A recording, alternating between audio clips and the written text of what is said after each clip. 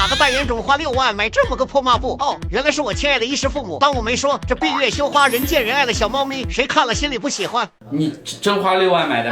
我颤抖的双手捧着它。